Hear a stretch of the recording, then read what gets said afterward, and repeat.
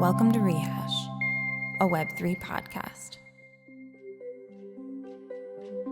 Hey everybody, welcome back to Rehash, a Web3 podcast. I'm your host, Diana Chen, and in this episode, we are going to be talking all about decentralized social and Lens, the brand new decentralized social graph protocol that I'm sure all of you have heard about. We're going to talk to Christina all about that, all of her work building it up, and the potential that she sees in decentralized social moving forward. So welcome, Christina. Thank you so much for being here.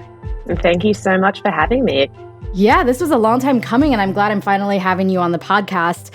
And I didn't do a proper introduction of you, but you are the head of growth at Aave and now at Lens as well, since Lens is launched. But why don't you go ahead and give a better introduction of yourself, maybe talk about your background a little bit and what you were doing before you got into Web3.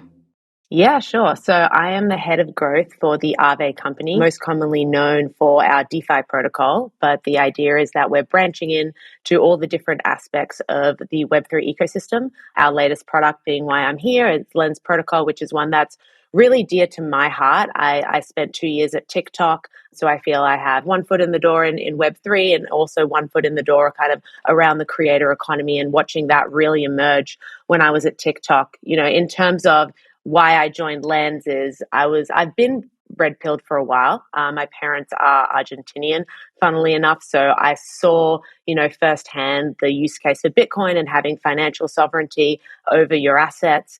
And, ultimately, we're seeing the same thing when it comes to our digital assets. And when I was at TikTok, we saw these creators emerge, but they're heavily reliant on that platform. And so when Stani pitched to me the opportunity to come and join Lens and really build what would be ownership of your content and social graph, I jumped on board. I was also working on TikTok's NFT project and spearheading that before I left TikTok, having a real issue around creator monetization, and a testament to the company. They were starting to explore the Web3 space and the emergent technology of NFTs around creator monetization. And so the ability to play a big role in bringing that to a big Web2 company was really fascinating, and being on the front lines there. But ultimately, I felt that I could do more being on the ground in Web3 and kind of really building quicker in a way that's a lot more streamlined.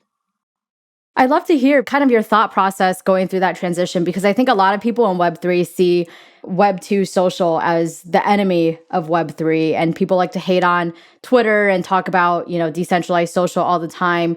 Was there something working at TikTok or in being fully immersed in the Web2 social world? Was there something that didn't sit right with you, or problems that you realized we had in Web2 social that really drew you into Web3, like mission-wise, beyond just the ability or the potential that you saw in being able to build a little faster? So essentially, I think the ownership equation isn't there in big Web2 companies. They have misaligned incentives. They're really focused on shareholder value and extracting as much as they can from the social graph and the data that users are putting online. And, the biggest issue for creators is they're so reliant on these platforms for their livelihood. And the click of a button, they can actually get deplatformed and lose their entire business and access to their audience. And so for me, I think the turning point was really, when at TikTok, I saw how difficult it was to actually really innovate at these large Web2 companies, because once they get to a certain scale, it becomes very hard and they suffer from innovation baggage, essentially, where they might have a lot of smart people at the company that recognize that this is the future and that we do need better tools as a society, but ultimately they're unable to really move anything because of political baggage or other things happening in the background. The biggest question that I would get asked, funnily enough, when I was at TikTok is, how do you get me unbanned? And for me, that was really heartbreaking, because you have these creators that would actually go and find me on Instagram and message me and say, hey, I've just been banned from TikTok. I don't know why. I've just lost all my followers and all my content. And we even saw this with Stani, Aave CEO, when he joked around about becoming the interim CEO of Twitter and ultimately having his account banned. So we really are susceptible to these big platforms, and there needs to be more independence of what we do online. For sure. Yeah, that banning is really scary. I mean, in Stani's case, it was kind of It's wild. shocking. It was wild and shocking, but ultimately not super damaging for him. But I've heard of people running their entire business, small business owners that are operating on Instagram, for instance, and they work so hard to build up their follower base and work so hard to have basically their virtual shop on Instagram. And then for no reason, Instagram bans them, and there goes their entire business, which is their entire livelihood. And I think that is really scary to know that your entire livelihood lies in the hands of, Instagram or TikTok or any of those centralized platforms. So when we talk about decentralized social, which is a term that's been thrown around a lot recently, especially with the launch of Lens and everybody getting hyped about that, how would you define decentralized social media? Yeah. The way I think about it is currently we're really renting our space online. And I look at it as analogous to, renting a house. You spend all this money renovating it and time, but ultimately you don't own it. And so it's no different in Web 2 social, right? We spend so much time putting our data online, nurturing online relationships, but ultimately we don't have any control or ownership of it. And so when we think of Web3 social, it really is bringing ownership of both your social graph and the people that you connect with online, but also all those pieces of content that are currently being used by big Web 2 companies to either sell ads against you or, in ways that you just don't have a good understanding of how your data is being used. Okay, so you mentioned social graph. How do we think about social graph in Web3 that might be different from Web 2? Like in Web 2, when I think about my social graph, I think, I've got my Instagram social graph, my Instagram followers, my Twitter followers, and I see these as largely separate. And over time, more of my crypto friends are now following me on Instagram. There's a little more overlap, but for the most part, these are very separate things. And it's probably because I post about very different things and my persona comes across as two different people on these different platforms. So in the Web3 ecosystem, are you saying that our social graph is going to be more coherent and more meshed together into one so that we have this multifaceted persona that we can portray across all of these different platforms? Or how do you envision that looking? Yeah, I think what excites me the most is for creators, you won't need to be seen as a TikTok creator or a Twitter creator or an Instagram creator. You can just be viewed as a creator, right? Because you have a completely interoperable social graph. You might have a different voice and the ability to still portray that in different mediums, but ultimately at the end of the day, you will have one social graph and it will be up to you as a creator in how you want to allow people to access you on different platforms, but you will be able to port that graph wherever you go. So for you, Diana, and one thing that I saw at TikTok was a lot of the crypto Twitter influencers actually really wanted to embrace the TikTok platform for their brand. However, they were really worried about the cold start issue on TikTok and not being able to bring that audience with them to not only give them, the comfort of being welcomed into a new platform, but also allow them to continue to grow and nurture those relationships somewhere else. Okay, so can you share a little bit more about how this plays out on Lens, just so people have a better idea of how this will actually look in practice? We saw Lens launch recently, and I've myself have seen a few apps, Lens Friends being the first one that sort of just shows your profile, allows you to follow, other people that you know. And then I think Lenster is the other one I saw that allows you to actually post things and allows people to comment and have conversations with you on your posts. So I guess walk me through, like, in the long term, what's the vision for Lens? Is it for all of these different apps, like a Web3 YouTube or a Web3 TikTok, a Web3 Twitter, a Web3 Instagram, all of these apps to be built on Lens, and we can share our social graph from one of these apps to the other? Or how will that look? Yeah, so Lens is a protocol. So it's a different way of thinking about social media. It's not an application. So the idea is there will be multiple applications that are built on top of Lens, and you will be able to port your follower graph between those applications, as well as anything you post you will own, and you'll have the ability to bring that with you wherever you go. So at its core, what it really does is it gives us choice and it gives us ownership. And right now, when we think about Web 2 social, right, we have 3 or 4 companies that control all the content and distribution online.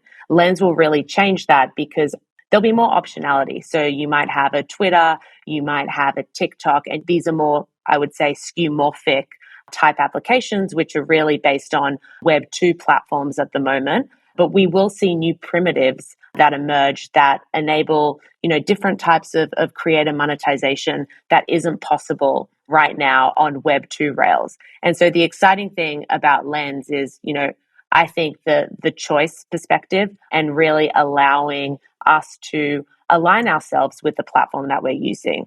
So, for example, why do I need to decide when I meet someone whether I need to give them my Telegram, my Instagram, or my Facebook account? Why can't I just give them my social graph and not be affiliated with that connection through any particular platform? So I think as well, from a user perspective, people on Lens will be able to choose which platforms they align themselves with. You won't have one moderation policy. You won't have one algorithm. You will have choice across the board, both from the platform level, but also all the different types of tools that get built on top of Lens. And then what about from a privacy standpoint? For instance, if I go to a networking event and I'm connecting with professionals in my field, and maybe I'm looking for a job or I'm just looking for professional connections, and I give them my social graph, but maybe I don't want them to see all the photos I'm posting from, my nights and weekends. I only want them to see one image of me. Is there a way to sort of limit viewership of the different apps that I'm on when I give somebody my social graph? Definitely, I won't get into the technicals around the protocol, but you'll be able to segment your social graph and apply different permissions. The way it works is you have a profile NFT, which denotes the inception of your graph, and it gets built out via follower NFTs.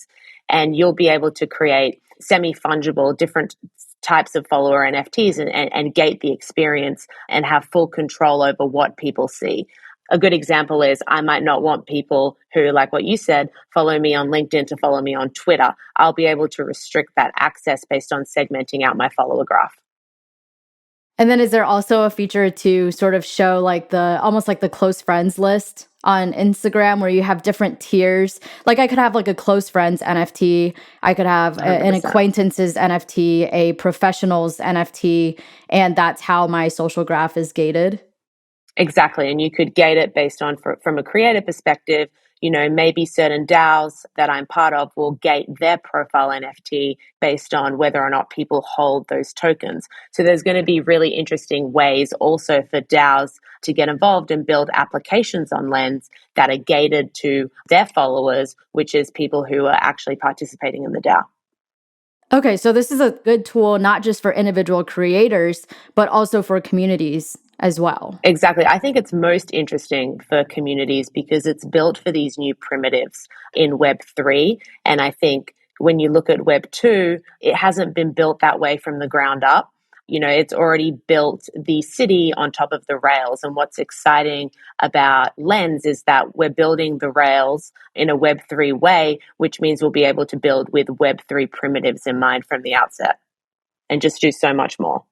Speaking of Web3 primitives, going back to something you said earlier about TikTok not being able to innovate and things like that, I think a big reason why Web2 social has such a hard time with innovating is that their business model is already set in stone pretty much. It relies heavily on advertisements, and that's pretty much how they make money. So with Lens, for instance, or with decentralized social in general, what's the business model? How does Lens make money and have a sustainable business without, selling their customers' data and using advertisements in the way that we're traditionally used to?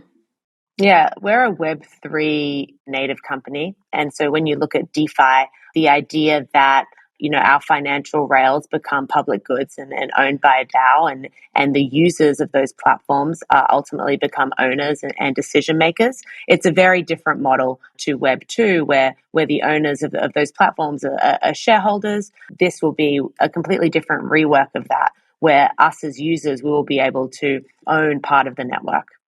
Okay, gotcha. So Lens is structured and organized as a DAO. Is that correct? No, Lens is currently owned by the Aave companies, but what I mean is progressively going forward, the idea would be that your social graph becomes somewhat of a public good. And I could see Lens evolving and becoming decentralized and progressively decentralized, just as the Aave protocol has.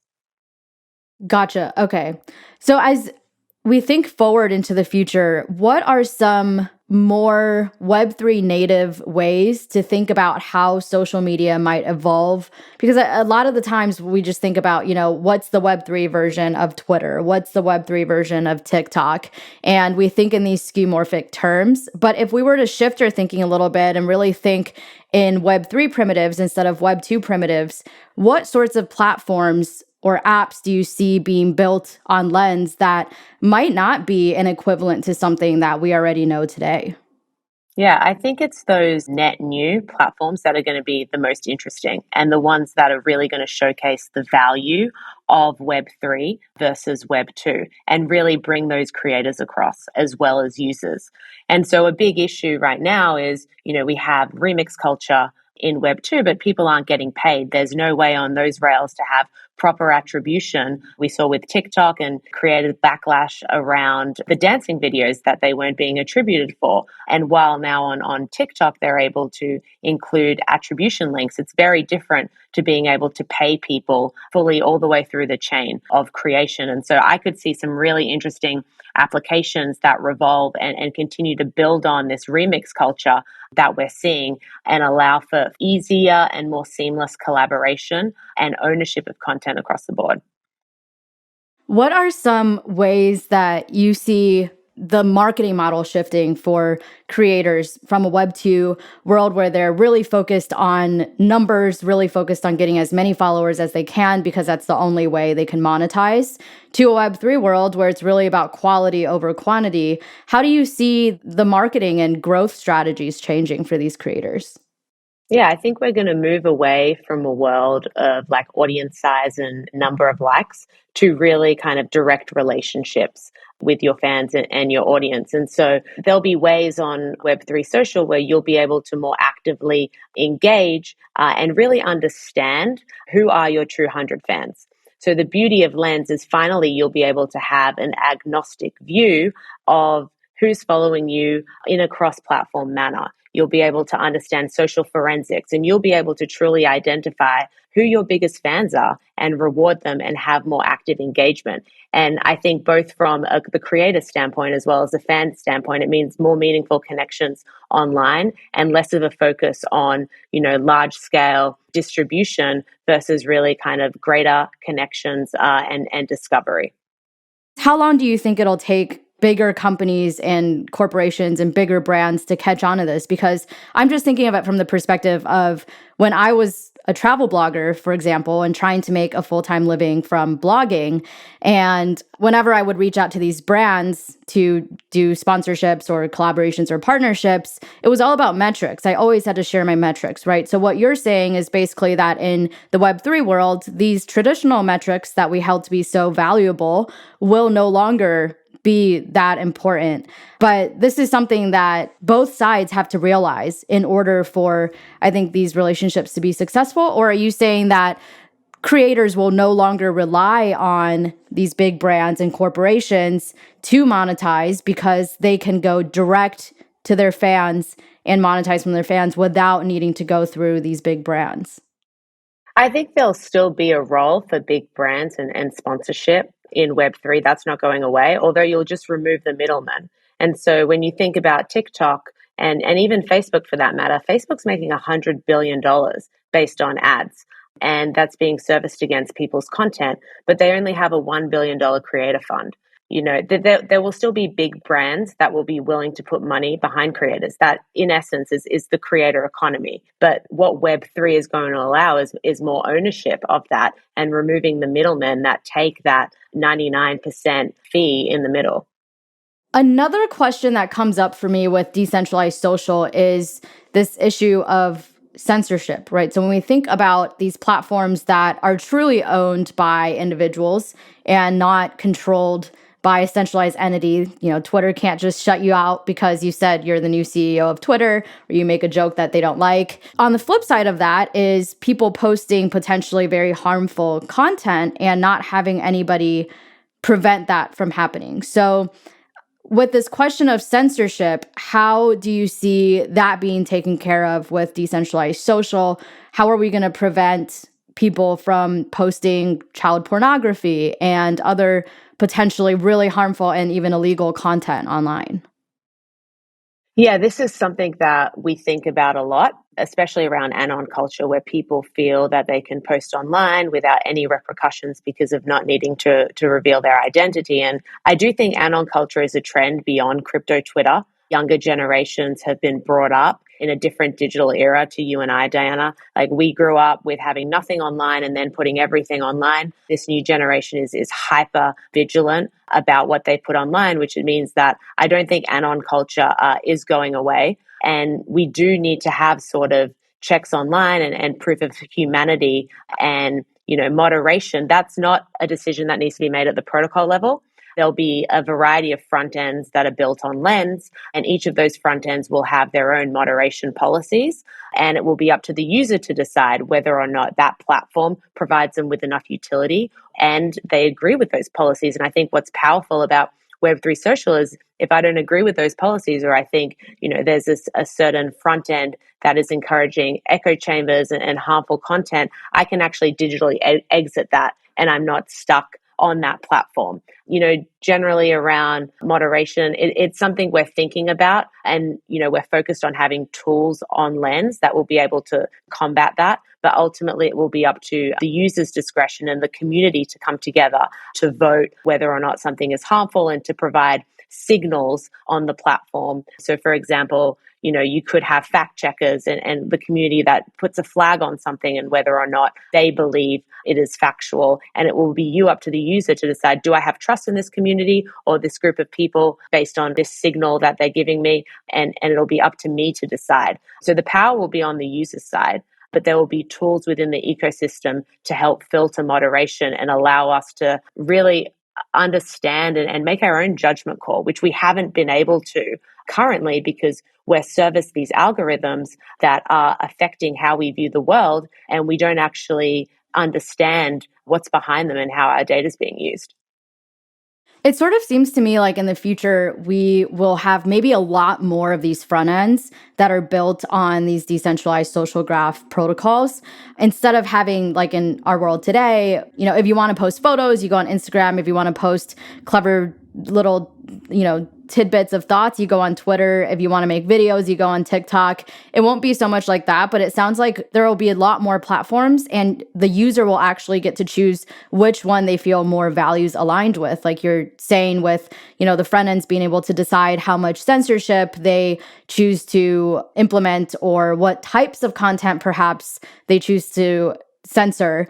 I mean, I could envision a platform that censors certain potentially harmful content that's posted by people on the right versus people on the left, and I could see it getting politicized like that too, and people finding platforms or front ends that more closely align with their views, where they feel like they can find friends, that they could relate to. Do you sort of see it the same way? That's exactly right. I could see different front ends that have, I would say, different toggles that you could play with. Like, I would like to see this with a censorship view, moderation view. Sorry, censorship isn't the right word. Or I would like to see just the feed as it comes. So you as a user will be able to understand exactly what's being fed to you, even from the algorithm perspective. For example, maybe I want to bring my own algorithm because I'm more confident with a certain algorithm that I've vetted and I understand why things are being fed to me. And I might decide to bring that into the front end versus choosing the algorithm that is fed to me. And I think that's the power of composability. And really building at the application layer, because you have all these different tools within the ecosystem, provided that the front end allows you to, that you can port in to that platform, which we can't do today. Yeah, this also makes me think, I wonder what this new shift in the types of platforms and the way that platforms are moderated will do for the user experience. Like you were saying earlier, the way that we grew up with social media, I think was very different from the way that kids are growing up today with social media. For example, we didn't have Instagram when we were, teenage girls in middle school and high school, which I think, like, thank God for that. And I can't Thank imagine how God. kids nowadays going through middle school and high school are dealing with, just the social pressure from seeing all of their friends posting photos on Instagram and having that pressure to sort of, live up to a certain standard. How do you see decentralized social sort of affecting people's psychology and behavior? Do you see it being more beneficial, I guess, to people's psychology and well-being and mental health than this previous era or a current era that we're going through that has really, I think scientific studies have shown it's taken a very detrimental effect on people's mental health? I actually made a joke about this on Twitter that we could have a platform called Shabbat DAO, essentially that would Yeah. shut down I on saw Fridays that and and I'm come back totally online. in. I'm Yep. totally in. I think, being online and even the metaverse is going to have an impact on our mental health. Where decentralized social comes in is there's more choice. So probably there's more ways to be able to combat this in terms of setting certain timers on your social content across the board. Right now I can do it on my phone, but then I can just go on my computer because this would be all built on a protocol. Maybe there'll be tools where you could just shut down the entire social protocol and you wouldn't be able to access it for a certain period of time. Yeah, I think that's totally true. And I would like to be hopeful. And I guess the optimistic part of me is thinking that, with the development of more platforms where we're not locked into just 3 or 4 major platforms that we have to be on. Like today, it's like if you don't have Instagram, that's a little weird. People might be like, oh, why? Whereas in the future, it's like if I don't want to showcase my photos everywhere online, maybe, I'm more of a word cell and I like to tell jokes or whatever. And I don't like to post photos and I don't have to. I don't feel that pressure, that social pressure to always be posting photos from my life in order to fit in and be able to make friends with people. I feel like maybe it'll be more accepted to sort of choose your own and in that way be more of your authentic self by choosing the platforms that more closely align with who you think you are. Yeah, and not compromise on your social graph, right? You could still have a big social graph and have all your connections in your pocket, but maybe you choose a niche platform that your entire social graph doesn't use, but that's the best platform for you. And I think, Web3 social will enable that because it's enabling that choice, but you're not compromising on, your broader connections and your online social relationships.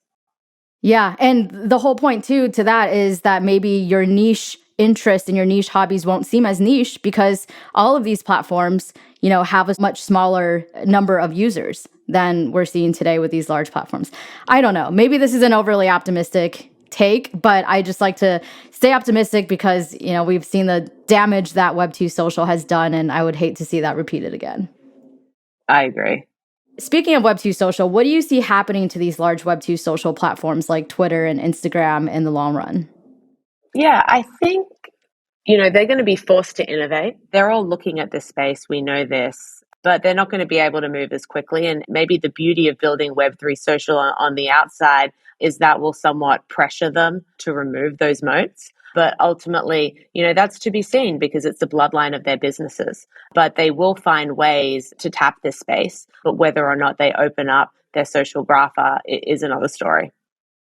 If you had to give your best guess, how long until people stop using Twitter altogether? Crypto Twitter no longer exists. Everybody is on Lenster or whatever new platform that isn't even built yet. I like to say where value goes, audiences flow. And what's very interesting already with Lenster. So Lenster is, as I mentioned, analogous to Twitter, but it does have some additional Web3 native features. What surprised me was it was a hackathon project and they built out a super follow feature in 2 weeks. It's been taking Twitter 2 years to build the same feature. And so I think by the sheer velocity of Web3 and the fact that Lens is, and our PM David always says, is it's an open database. So you have, open growth hacking together. I do think that these products are going to show utility that differentiates from Web 2 sooner rather than later. And I had Crypto Gucci who actually slid into my DMs and he said, hey, I'd really like a Lens account because my long Twitter feds are always getting marked as spam. And so we can already see that content creators are having issues with the moderation that's happening on Twitter. So that's a very small utility, right? And the baseline utility of Lens, but we're going to see, more innovative features and funner features. There's going to be a lot of ways that we'll build primitives on Lens that really showcase the value of the blockchain rails in delivering value to its users that isn't possible in Web 2. Amazing. Thank you so much, Christina, for taking the time. My takeaways from this, a big one is that co-creation is going to be a big thing moving forward. Totally. We're starting to see that with TikTok already with the duets and, the remixes. And I think that's only going to continue to develop. And I'm really excited about that because I think that's what it's all about. And I think we can create so much cooler things when we create together. So I'm really looking forward to that. Last thing, Christina, we do this on every podcast episode. I end every episode with a quick game called This or That. Have you played this before? Are you familiar with this game? I haven't. No, let's do it. So I'm going to say 2 words, A or B, and you just tell me which one you prefer. There's no explanation needed, just really quick lightning round. So I've got 10 pairs of words for you that we're just going to blow through, okay? All right, let's go. So the first one, Bitcoin or Ethereum? Ethereum. Crypto or Web3? Web3, even though I onboarded into crypto. Yep. DAOs or NFTs? I'm going to go with DAOs because most of the NFTs I buy are from DAO communities.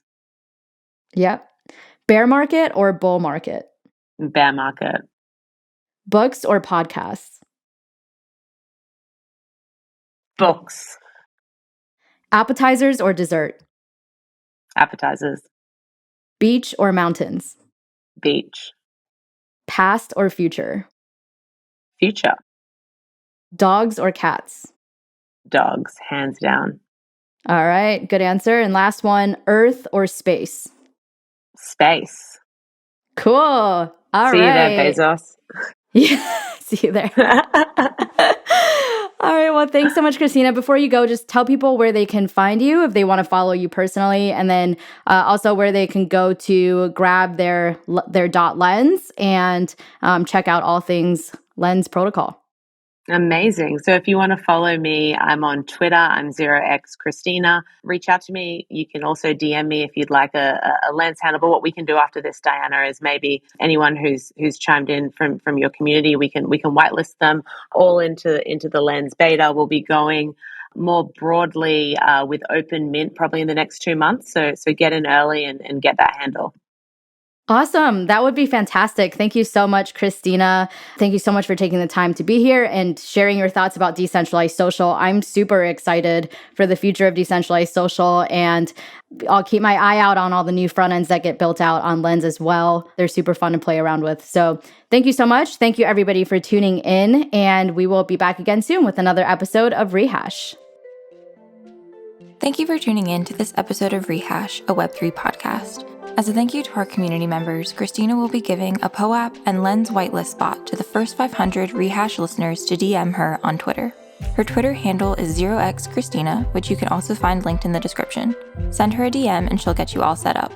Christina was nominated by Diana Chen and voted onto the podcast by Triumph, Andrew, Zaji, Ellie Dots, Tyler Internet, and Diana Chen. Some of the questions you heard were submitted by Karsten. Rehash is hosted by Diana Chen, produced and edited by Ellie Dots and Tyler Internet, and as always, supported by Rehash DAO. To stay up to date on all things Rehash, you can follow us on Twitter at RehashWeb3 and join our Discord to get involved.